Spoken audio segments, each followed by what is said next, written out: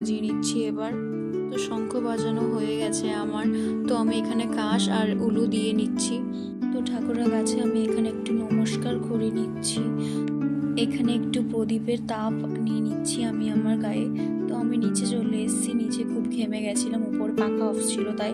তো আমি এসে আবার একটু চা ঢেলে নিচ্ছি আমার কাপে। তো আমি চাটা খেয়ে নিচ্ছি একটু বিস্কুট দিয়ে। তো এবার চলে যাব আমি আমার রাতের রান্নায়।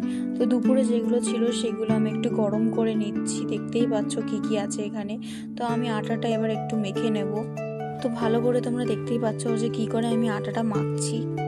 তো আটাটা মাখা আমার প্রায় হয়ে গেছে। তো আটা যেগুলো পাশে পাশে লেগে রয়েছে সেগুলো কি করে তুলবো এবার তুমি দেখো। একটু জল নিয়ে একটু গুঁড়ো আটা নিয়ে আমি ভালো করে চারপাশটা ঘষে ঘষে আটাটা বার করে নিচ্ছি। তো দেখতেই পাচ্ছ আশপাশ থেকে কতটা আটা উঠে গেছে। তো এখানে আমি যে আটাটা মেখেছিলাম সেটা ওর মধ্যে নিয়ে নেব, নিয়ে ভালো করে একটু মেখে নেব আবার। এবার